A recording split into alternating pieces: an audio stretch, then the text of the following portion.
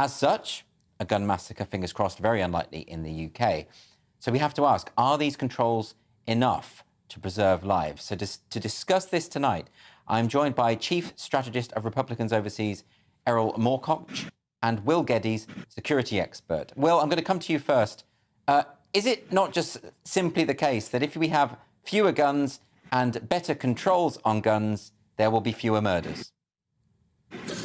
Well, I think in a very simplistic sense, Andrew, yes. I mean, if there are less weapons out there and there are more controls, then yes, inevitably there will be. But to be honest, I don't think it's a question of removing Second Amendment rights or restricting those in any way, but I think it is about controls. And, you know, I've used firearms in my professional life.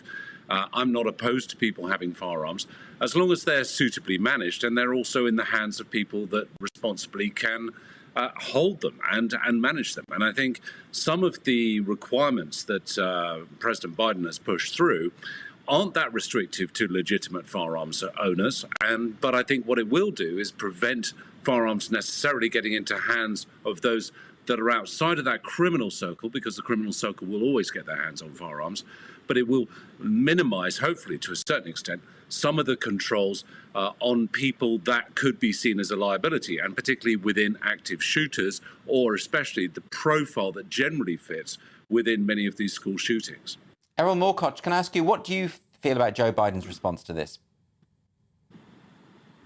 Well, I mean, his response did have some bipartisan support. Certainly, it's coming from a place that the whole country, regardless of your political affiliation, you know, something needs to happen.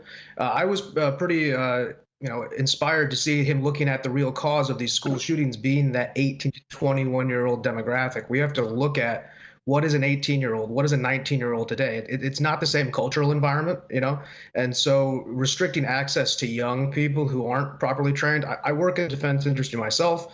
You know, there's a very serious regimen of training that somebody has to go through to be a certified contractor. I mean, you know, you're letting people access similar weapons. Now, there's a lot of semantics in terms of like semi-automatic weapons and whatnot. So, you know, is it what the NRA wanted to see? No, but is it probably what the middle of the road conservative and the Democrat Party wanted to see? Something, because it's gotten out of hand. It's not just one shooting. It's not just two. Erol, maybe you can help me with this, because obviously we're speaking here from overseas. We're not in the US. We're not immersed in this debate. And from our perspective, it sometimes feels like any kind of attempt to regulate gun ownership or any movement, such as what we're seeing from Joe Biden now, is interpreted by the NRA and certain conservative groups as just being a horrific threat to their Second Amendment rights. Why is there this knee-jerk reaction all the time to any attempt to improve matters? I think that's a great point you bring up, and it speaks directly to sort of the gun lobby and their entrenchment in the Republican Party, the old Republican Party, from, let's say, 1970 until, you can even say, Trump. Trump was the first Republican candidate back when he ran in 2016 to bring up the fact that, hey, you know, something needs to be done. He said that on stage. He didn't get a lot of fans for it, but, you know, you're seeing a change in the Republican Party towards a much more big tent policy. And so, you know, that knee-jerk reaction, the NRA simply doesn't have the pull they used to have. I'm a card-carrying member of the NRA, but I can tell you when I first bought a weapon, there was no training. I was 18 years old. I'm a responsible person. I grew up with firearms. I understand what I'm doing. But simple things like that, where they wouldn't concede that kind of stuff, that's just, it's about the people at this point. And things have gotten so polarized, and both parties are using it. You know, you look at where the biggest amount of crimes and murders, well, those are going to be in Democrat-run cities. What's the type of weapon used in most violent crimes? Is a handgun. Handguns are usually for person-to-person interaction, not for, you know, target shooting and whatnot, hunting. You aren't hunting with a handgun unless you're quite talented, we could say. So, I mean, you know, we have a different party, is what I'm trying to say. But this idea now that even in New York, people will be able to carry firearms without a permit, concealed. I mean, is this? Can I ask you, Will? I mean, isn't this just asking for trouble? I mean, some people have described this as a return to the Wild West, which might be catastrophizing, but you know, there's a point to that, isn't there? Well, no, not necessarily, because obviously those that are going to be permitted, and New York has had probably the most strictest gun laws of any state in America, certainly from what I have seen. But this element of appeasement, or if you like, relaxing of those laws are only in the context of someone being able to provide legitimate cause for a proper cause of holding a firearm. Now, when we bear in mind that some of these controls that are in place, some of them are draconian, they will be circumvented by those that are choosing to use it for criminality. But we've also got to consider that the level of threat in America is exponentially increasing. Between 2020 and 2021, I believe it was, or 20 to 2021, there were 345 active shooters. Now, you look at this year alone, there have been 277 school mass shootings that have taken place. Now, you have a commensurate issue. Now, inevitably, for many Americans, they want to protect themselves. But I think some of those measures, those bipartisan measures that Biden has put in, aren't complete. I think there does need to be, and I agree with your other guest here, there has to be mandatory training. And I think that training should be updated on a regular basis, because a vast majority of injuries and fatalities that take place from firearm ownership generally is within the own household. And firearms negligent discharges, if you want to call them, have actually increased beyond fatalities by road crashes, for example, in the United States. But when it comes to schools, I mean, you're dealing with a very different situation there, and you're a security expert. And I've heard conservative commentators saying that the problem is that there isn't enough sufficient security in schools, that people need to be there to. That feels to me like that's working backwards in a way.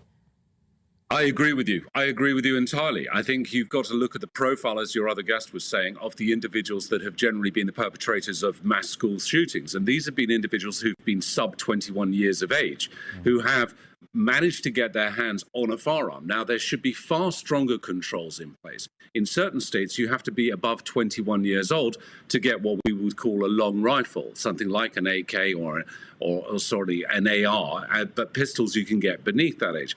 But there needs to be some better controls, certainly on background checks, and also red flagging for individuals that might be suffering from mental illness. And again, this is part of this $15 billion fund, which is going to be attributed to these new laws. Erol, can I ask you here? I mean, what is it about the USA? Why does it lend itself so much to these kind of catastrophes, particularly among young people and schools? I mean, Canada has guns everywhere, and they don't have these kind of problems at all, it seems. Yeah, and I give a quick anecdotal example. In the late 60s, early 70s, my mother graduated from high school, and they had a shooting club in the school. You'd bring your rifle to school, you'd lock it in the locker. After you go and train and use it. And none of these things happened. People came home from Vietnam, they brought their weapons. We didn't have the shootings. What we have, people like to say it or not, is a cultural collapse.